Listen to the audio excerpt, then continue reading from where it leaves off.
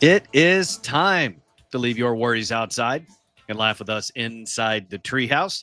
Today is Thursday, April 3rd, 2025. I'm Dan O'Malley, along with Trey Trenholm. And while we will find many, many things to laugh about today, I do feel the need, somewhat obligation, to start with something sad. And that is the death of Hollywood legend, in my opinion, Val Kilmer. At the age of 65, news came out. I first saw it yesterday morning that Val Kilmer had passed away. And look, people die every day. They don't necessarily touch us. We don't know them. And in the case of Hollywood celebrities, actors, things like that, I never knew Val Kilmer. I only knew whatever, work he put out there. But I enjoyed almost every single film that I saw him in. And that's saying something. It's really hard to do in Hollywood to have film roles where, granted, I know you think my taste bar is quite low, Trey, but I really liked just about everything Val Kilmer did, and I'm going to miss him. Your taste bar is low. And I do agree with you. I first remember Val Kilmer in Breakout in Real Genius. Amen. And Yes. so good in that movie. And then, from that to Top Gun and everything else, a notoriously an a-hole to work with. I don't know if he's one of the really well-known method actors in Hollywood. I don't know if he's as hardcore as some of the really hardcore method actors that are out there, but he was he took his craft very seriously. Like I was just yesterday, I was reading up on some behind the scenes things throughout his career, one of which in Top Gun, the first one in 1986, he and Tom Cruise had very little interaction off camera because they wanted to have that conflict and that strife between Iceman and Maverick to have some authenticity to it. Mm-hmm. Which, when you fast forward 35 years and he makes his return as Iceman in Top Gun Maverick, the story comes out that Tom Cruise refused to do a sequel without him.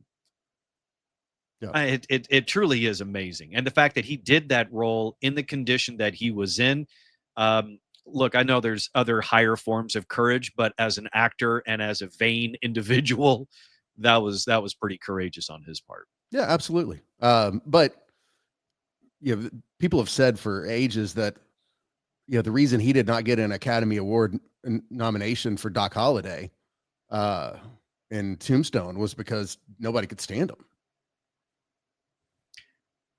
We have interesting experience with death, you and I, Trey. Mm-hmm. And we have interesting experiences throughout our lives, some examples bigger than others.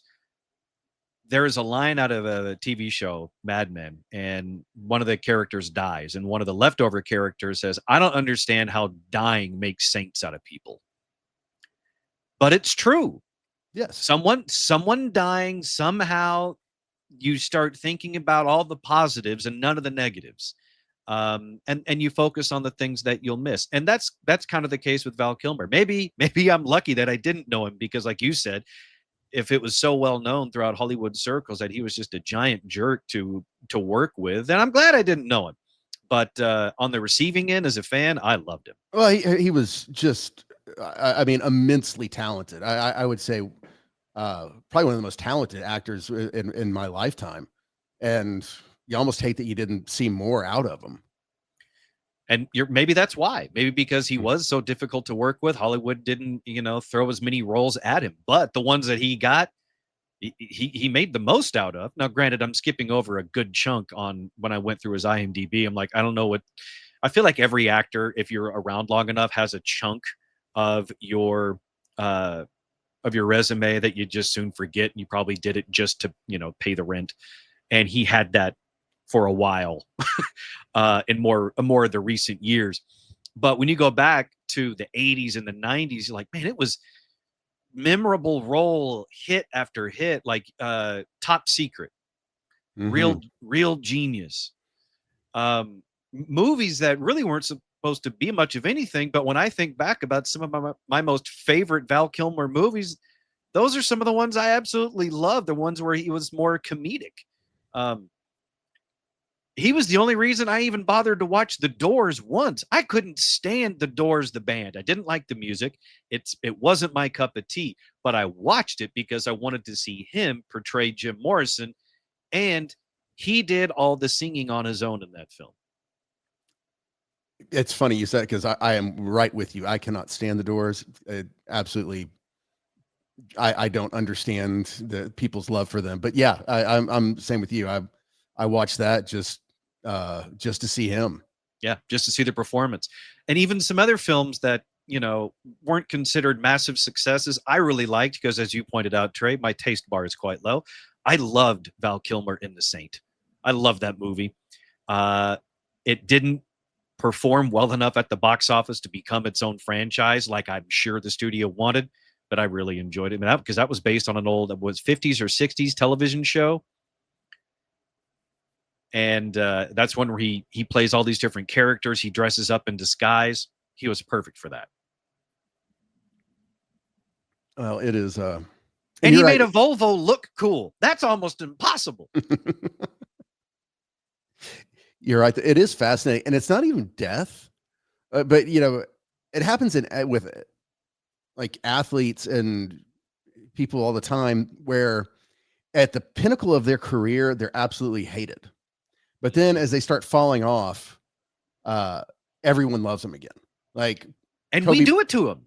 Mm-hmm. We're the ones that'll tear them down because, okay, they've gotten too big for their britches. Kobe Bryant had that. People forget that he's actually a really great example of this. Became a massive saint upon death. Not even upon death. Remember the Kobe retirement tour. That's true. Yeah. I mean, we had completely forgotten about everything about all the negative allegations about Kobe.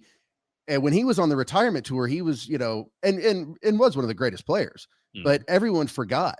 Like Dale Earnhardt, people hated him in his prime. And then at the end, after he won a Daytona 500, and then when he died, obviously, then he's a saint. It's fascinating. When they're at their peak, but then it's basically the same as they get old and they start dying off. Then we have sympathy for them and love them again. Yeah, because we were able to make them human again. Mm-hmm. Well, and that's the case with Val Kilmer having passed away yesterday at the age of 65. We're going to play a little Val Kilmer game a little bit later today, so stay tuned for that. For now, this is the Treehouse Show.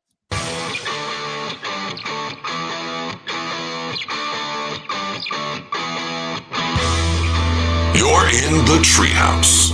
Visit us online at treehouseonair.com. 833-COOK-DFW. That is the phone number to get your free roof inspection and to get on the Cook list with Cook DFW Roofing and Restoration. 833-COOK-DFW, the website cookdfw.com. We got a recent reminder, Daniel, that storm season is no longer one season out of 4. It is year-round in North Texas, and a severe storm can pop up anytime. And that means at any moment, you may have some roof damage. Yeah, Dan, we stopped being, springtime storms years ago. And so now, and I try to educate everybody that you shouldn't protect your roof from the storms. You should protect your roof because it's the thing that you need to do where we live. We've all made a conscious decision about living here in Texas and exactly the DFW Metroplex. We have strong storms, but we also have extreme temperatures. We have extreme winds. We have all kinds of things that our homes take a beating on. So you really need to protect your roof year round because it's the right thing to do for your home.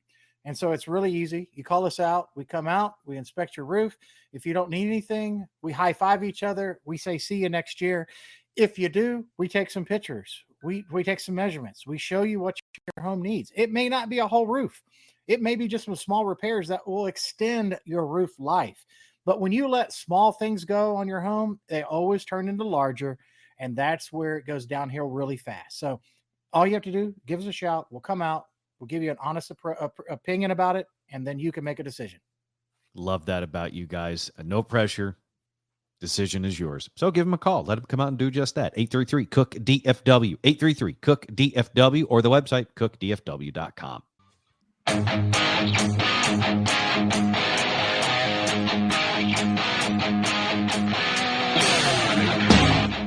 You're listening to the Treehouse. Visit us online at treehouseonair.com. This segment of the Treehouse is brought to you by Cook DFW Roofing and Restoration. To get your free roof inspection, call 833-COOK-DFW. Check to see how your roof fared from the previous storm and if it's ready for the next one to come. 833-COOK-DFW for that free roof inspection and to get yourself on the Cook list. Very cool to be on that. 833-COOK-DFW or the website cookdfw.com. This is the Treehouse Show. I'm Dan O'Malley. He is Trey Trenholm. Today is Thursday, April 3rd, 2025. Raise your hand if you want to be a millionaire. Right here. Raise your hand if you want to be a millionaire. My hand is up. Trey's hand is up. Behind Trey, there appears to be a cow in his virtual background. The cow's hoof is also up. I think anybody, if given the choice, would want to have as much money as possible. And if you want the secret to being a millionaire, we have it. Make your bed. Yes. Do you want the secret to being a millionaire? Make your bed. Want to make millions in your life? Make your bed. It's actually not that simple, but it's nice to think that all you have to do is make your bed. But that's not the case. But a number of headlines I've seen this past week sure make it seem that way. They make it seem like if you make your bed every day, there's a 206% higher chance of you becoming a millionaire. That's not what the study said. The study didn't say if you make your bed, you'll become a millionaire. No, I make my bed, well, sort of make my bed every morning, and no one has ever paid me for it. No one's ever said, hey, good job, here's $1 million. No one's even said, hey, good job, here's a scratcher. It's more like, all right, I made my bed. Good for me.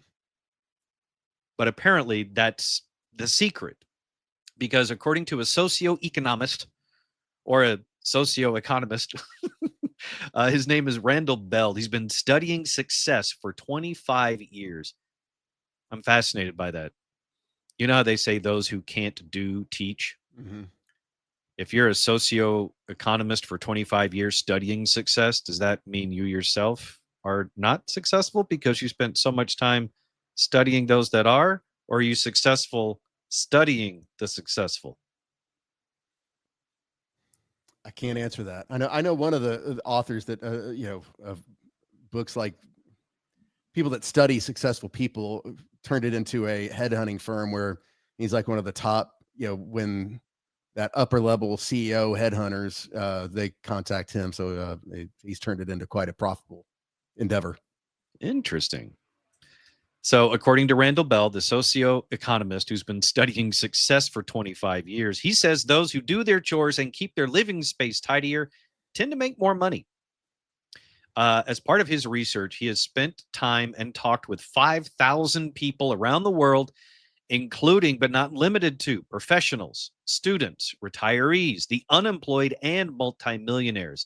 And he says those who make their bed in the morning are up to 206.8% more likely to be millionaires. The reason why? It puts your mind into a productive mindset. So people who make their beds every morning are more likely to have jobs, have higher incomes, and be more satisfied with their lives. So again, it's not the if-then scenario. If you make your bed, then you will make millions. It's more like a trait of those who are very successful. They tend to make their bed. I've heard that many times before. And the simplest explanation I ever heard was, someone said, you start off the day making your bed, you've immediately accomplished a goal.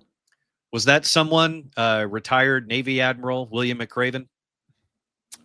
I cannot remember, but I think that sounds, it sounded like, I remember it was someone in the military. So that probably.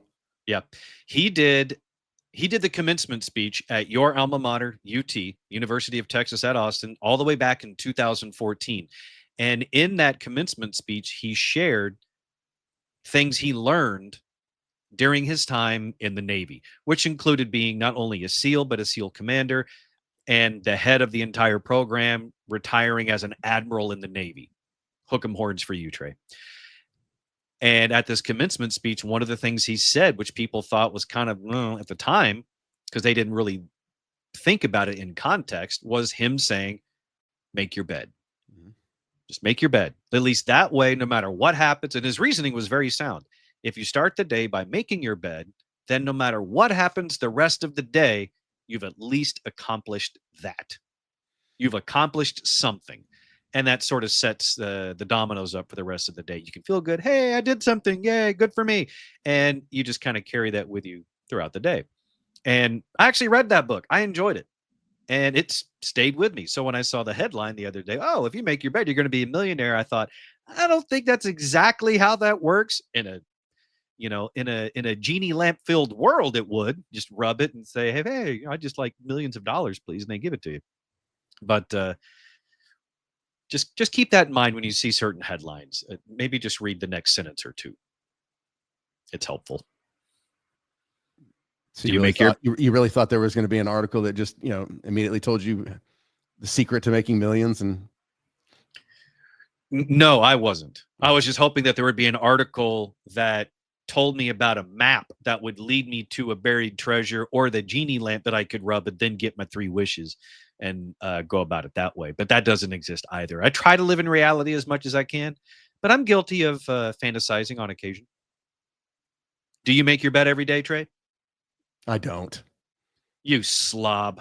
It's guilty.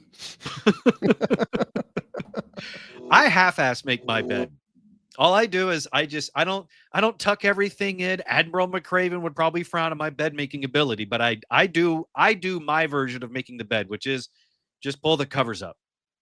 And then Tara makes it. No. This is one of the few things I do around the house. I make the bed, and my version of making the bed is just pull the covers up. I'm not tucking anything in. There's no military corners, none of that crap. It's just the covers are pulled up. There, I have helped. I'm like a radio program director walking in the studio saying, I helped. And both are full of crap. Yeah.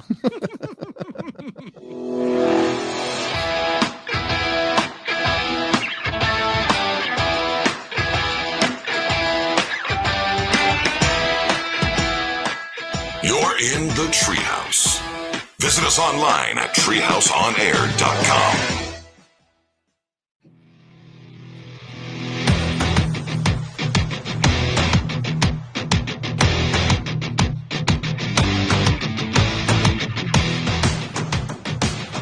You're in the Treehouse. Visit us online at treehouseonair.com. For all things Treehouse, go to treehouseonair.com. That is our website, in case you don't know what the .com on the back end of things is. On our website, treehouseonair.com, you get past shows, links, contact info, and more, including our brand new Treehouse Talkback feature. Go to treehouseonair.com, click on that microphone on the lower right-hand corner, and you can leave us a message that we will get right here inside the Treehouse and may even share it on a show. So go to our website, treehouseonair.com.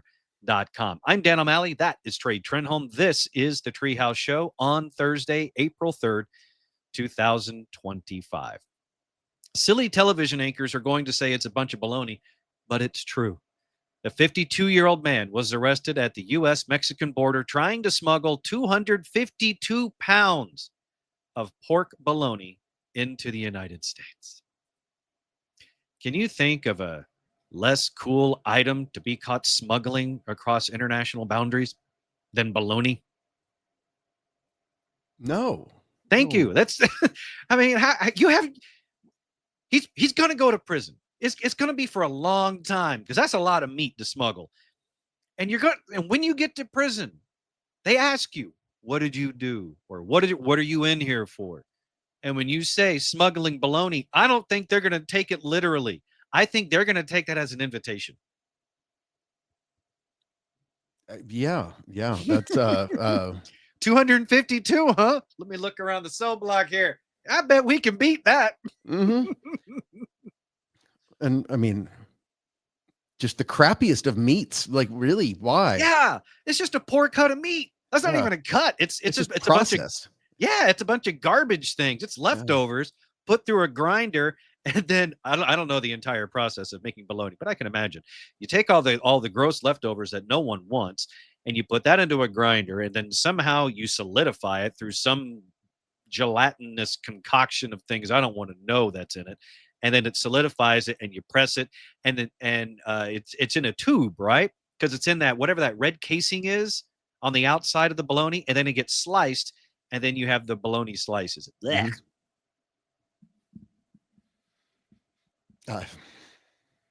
Is this a sign? And is the Mexican version much better than ours? Is he on to something? Hang on, that actually is a good question, because if you put, two bolognas in front of me, the American bologna and the Mexican bologna, I'm probably going to go the Mexican bologna because I'm assuming it's going to have more flavor. It's going to be more interesting. That doesn't mean I'm anti-American. I don't want anyone going crazy on me. But I think, that's just going to have a more interesting flavor to it, which means you probably also need to be really careful about how you smuggle that across the border if it's spicy. Yeah, that's But is this the sign is this another sign of a poor economy when they're smuggling less fentanyl and more pork products? Like, I'm surprised it wasn't eggs.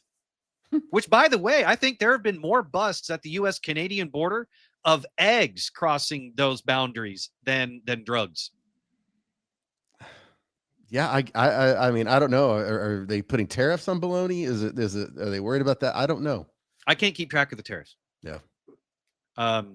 Unless they're using bologna to make cars and car parts, I'm really unsure. But based on the way some cars are made these days, it wouldn't surprise me.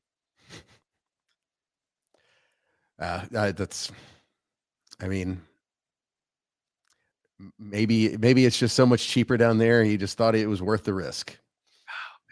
Maybe I'm stunned by it. It really is. It's like, that's, let me give you, you know what? Let me share the story with you, Trey. Maybe there's more context here that we're missing. Okay.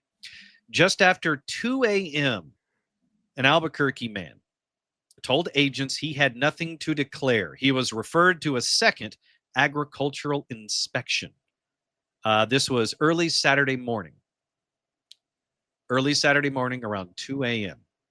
The CBP agricultural canine Harley alerted to the rear cargo area of the man's vehicle. That is when they found 22 rolls of bologna hidden beneath equipment in the back of the vehicle. This is also one of those times I like to point out, is Harley trained to find bologna, or did Harley just get really, really happy and excited and distracted? Like, woo! Come on. The dogs are at the border and you're smuggling processed meat. Any dog's going to find that, let alone a well-trained one.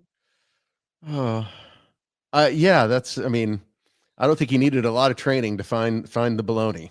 No.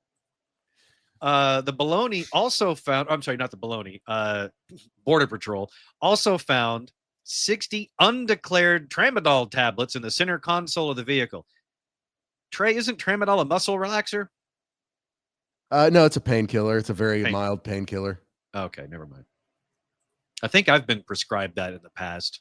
You have. It's one of the things that they prescribe to animals too. So both dogs and humans can take it. Gotcha. So it was actually a great payday for Harley the dog. Yeah. Well, I mean,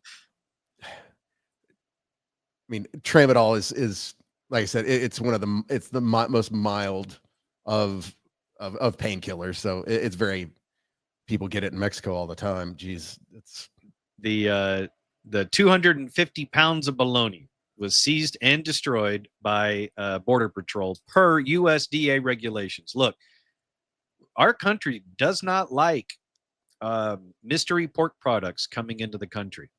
We want to make sure that we do all of our artery clogging made in the USA. Yeah. If we're going to get the swine flu, it's going to be homegrown. That's right. If I'm going to die from swine flu, I want it to be from an American pig. Yeah.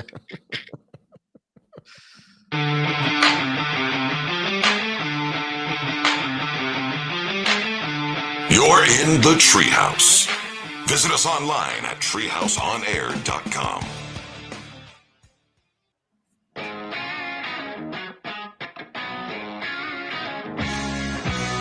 You're in the Treehouse.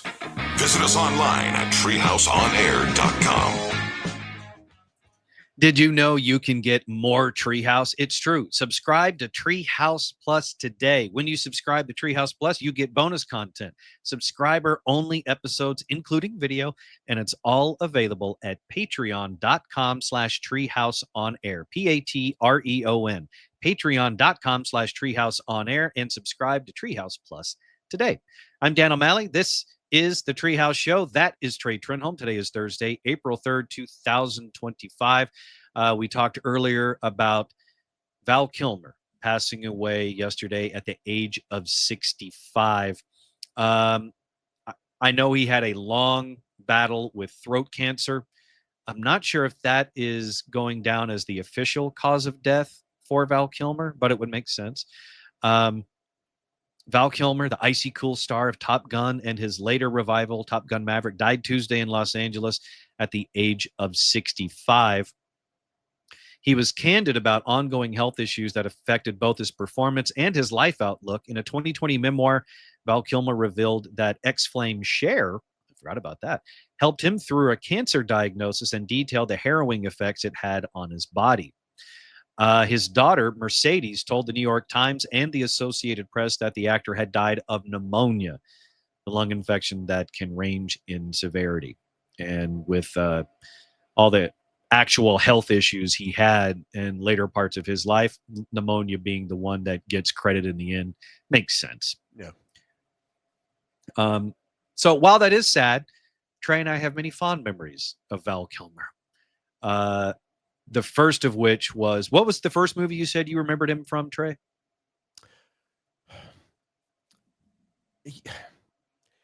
I want a Real Genius is what sticks out, but then there was Top Secret, or I don't remember which came first. Top Secret was first.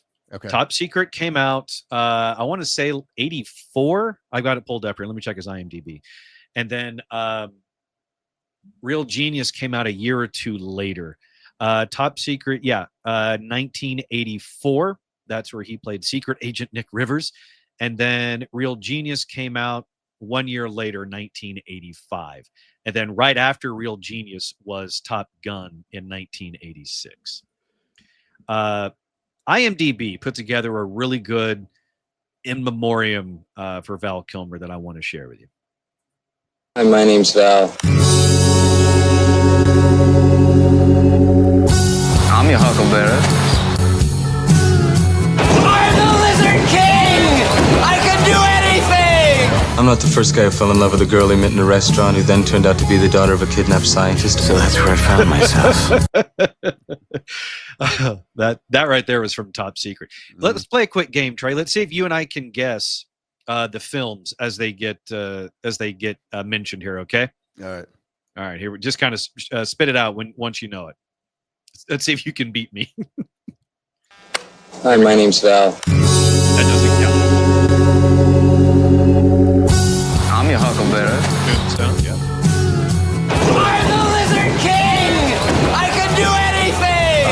I'm not the first guy who fell in love with a girl he met in a restaurant who then turned out to be the daughter of a kidnapped scientist. So that's where I found myself. Oh, Kent, that is so unfair. And we were going to make you king of the winter carnival. Sorry, I love Real Genius. That movie is so good. I really wonder, of all the films that Val Kilmer is known for, I wonder if most people have really ever seen that movie. I love that movie. Yeah, I don't think it did exceptionally well at the box office. So, but he was so good in that.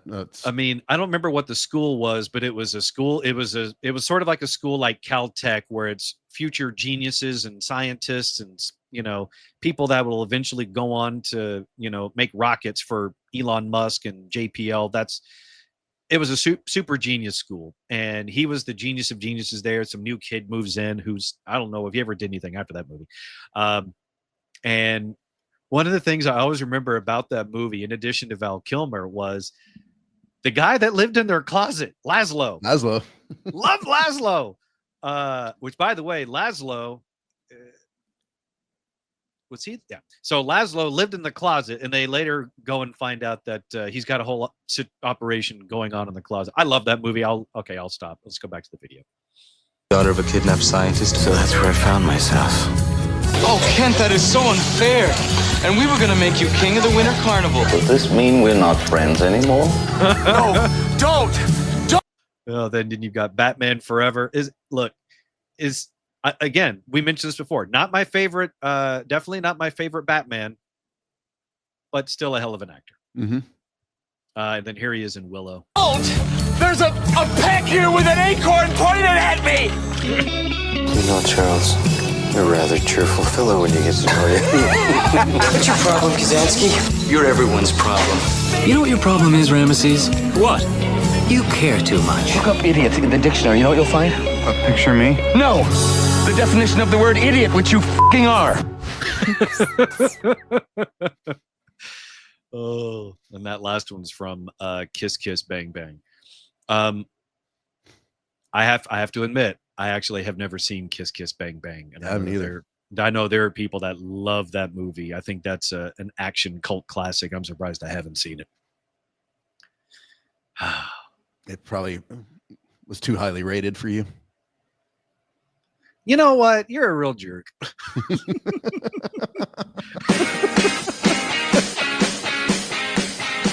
You're in the Treehouse. Visit us online at treehouseonair.com.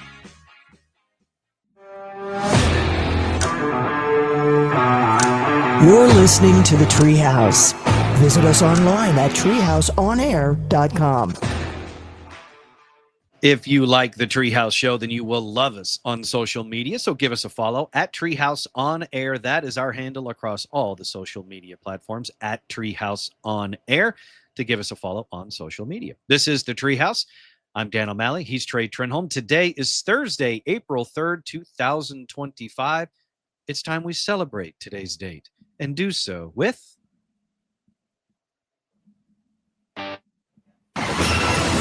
birthdays. All right. Today is April 3rd, 2025. Birthdays today. Amanda Bynes has made it to the age of 39. And I'll admit there was a period there where I think a lot of us didn't think she'd make it to her 30s, let alone to 39. So I guess good on her. Yeah. Although I don't know what she's doing right now. Maybe she's regretting making it to 39, but she had some struggles, to put it lightly. Yeah, you're right. You really haven't heard much from her in a while. It was an interesting time. You had all those young Disney starlets moving on into more adult careers. Was it Hilary Duff, Lindsay Lohan, Amanda Bynes? Lindsay Lohan, I think, was the one that really shot out of the gates, and then she got into her troubles. And then Amanda Bynes saw what Lindsay Lohan was doing and said, "Hold my meth. I can do better." And she did. But not really sure what she's up to now. But I wish her well. Mm-hmm. Speaking of which, I think Lindsay Lohan's actually got a new project or something coming out. I think she might be on the verge of a comeback. Not a Kardashian style one, I hope, but an actual. She had a movie that came out around Christmas. I think it was on Netflix. I made it through the preview and it was bad. Oh, but was this one of those like bad Hallmark Christmas style movies, but it was on Netflix? Yes. Oh, no. Yes. I think I saw a headline or two about that. Apparently it was just absolutely dreadful.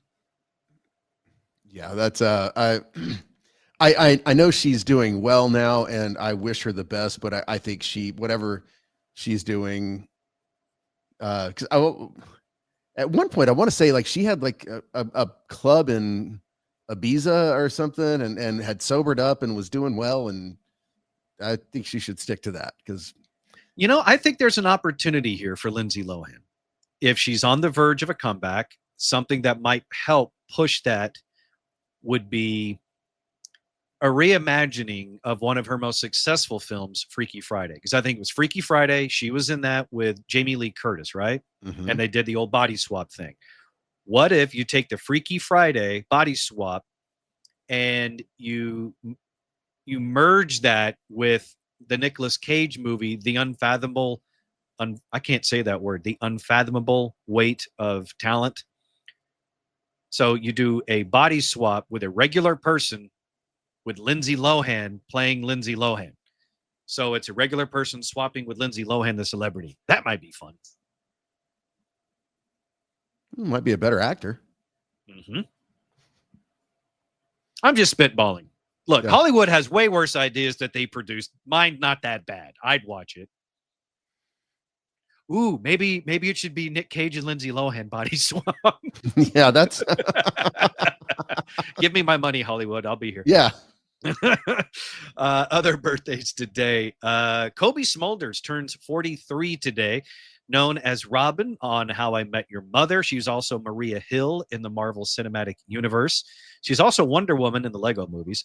Kobe Smulders, 43 today. Big fan of her. I liked her on How I Met Your Mother, and her Maria Hill character in the Marvel movies was really, really good. Yep. I'm trying to remember, is her character alive or dead in the MCU? Not that it really matters anymore because multiverse stuff. I don't think she ever died. Okay. Wait, was she the one that got killed in Secret Wars? Or was that just... I don't know. Because here's where my poor memory serves me. I watched every episode of the Secret Wars show with Samuel L. Jackson, the Marvel television show. And lucky for my brain, I have forgotten most of it.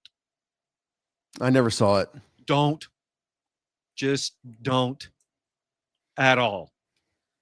I will tell you the best thing about that show. Did you see Captain Marvel, the movie Captain Marvel? No. Okay, so in the Marvel Cinematic Universe, there's these creatures called Skrulls. They're the shapeshifters that are green aliens with the big ears, but they can look like humans. Got it? Their leader. Okay, they had their intro into the MCU in the Captain Marvel movie. Oh, I'm sorry. I thought you were talking about the sequel to I did see Captain Marvel. Yeah. Okay. So the main guy that you thought was the bad guy in Captain Marvel ended up being a good guy, right? Yeah. He's in it. He and Samuel L. Jackson are driving around one night during an episode of Secret Wars. And this is the best part of the entire series. It's when the alien watches a guy on the street picking up poop that his dog had just done. And he turns to Sam Jackson and he says, "I'll never understand you humans, how it is you'll pick up the poop from another species." And when you think about it, that's brilliant. And it makes a lot of sense because he sees it as completely disgusting, because he sees the two species as completely equal. Why is one picking up the poop of the other one? I got nothing. I know, because you and I both pick up Chihuahua poop on a daily basis. There's really not a whole lot we can say. And clean a cat box just for... Oh, God, we are sad. Yeah. You and I are childless cat ladies. Yeah. We're sad Swifties. we're going through our own secret wars.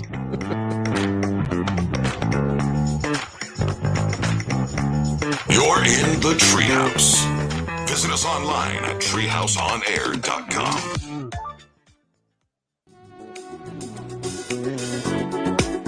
You're in the Treehouse. Visit us online at treehouseonair.com. It is time to advertise right here inside the Treehouse. Sponsorship opportunities are available. So if you're interested in spreading the awareness and message of your product, service, brand, whatever it is, shoot us an email, treehouseonair@gmail.com. That's treehouseonair@gmail.com to advertise right here inside the Treehouse. This is the Treehouse Show. I'm Dan. He's Trey. Just a little bit more left inside the Treehouse before we close up for today. So earlier, I told you about the man that was arrested at the U.S.-Mexican border with 250 pounds of illegal bologna. He was trying to smuggle it from Mexico into the United States, but a very, very well-trained border dog sniffed out the 250 pounds of bologna, which, if I'm being honest, unless that thing was on ice, I'm pretty sure the agents themselves could probably smell that much bologna. Yeah. I'm pretty sure Daisy could have picked that one out. Yeah. 3-pound chihuahua, just tail just going crazy. Oh my God, Daddy, is it Christmas? But there's actually a little bit more to this bologna smuggling story. This is not the first time that this guy was arrested at the border trying to smuggle meat. Okay. This is the second time in 2 months the same man was caught trying to smuggle bologna from Mexico into the United States at the El Paso port of entry. In January, CBP agricultural specialists seized 55 rolls of undeclared bologna from the man. He was assessed a civil penalty in that case, and the contraband meat was seized and destroyed because, again, as we know, the U.S. doesn't like, non-declared pork products coming into our country. He was issued a $1,000 promissory note for the prescription medication violation. That's for the tramadol that we talked about earlier in the second arrest. But in January, he was nailed for even more undeclared bologna. So now that he is a repeat offender, I wonder, is that going to carry a stiffer sentence? Because just based on the first part of the story I told you about, I thought, well, that's probably going to be a hefty jail time type sentence. But since this is the second time he's done it, he didn't get jail the first time, and the first time was even more bologna.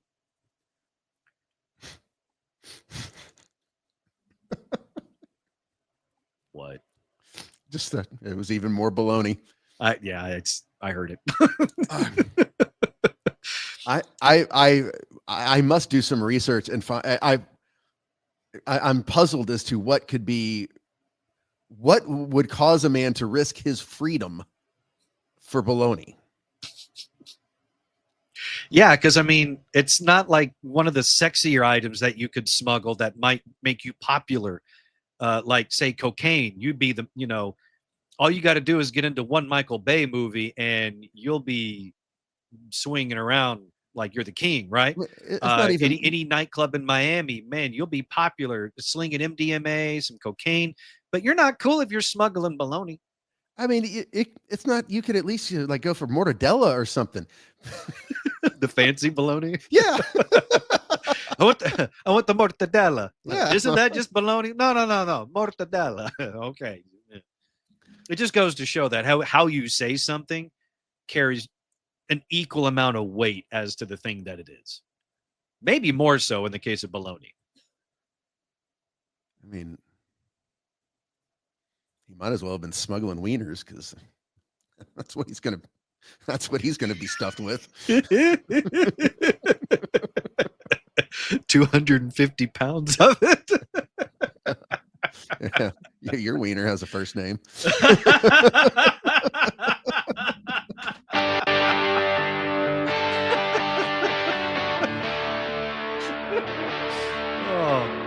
Well done, sir. Well done. And also good job, Border Patrol. Keeping our country safe. Appreciate it. For all things Treehouse, go to treehouseonair.com. Also, find and follow us on social media at Treehouse On Air for the show. For me, it's at the Dan O'Malley. For Trey, it's at Trey Trenholm 1. We will see you tomorrow right back here inside the Treehouse.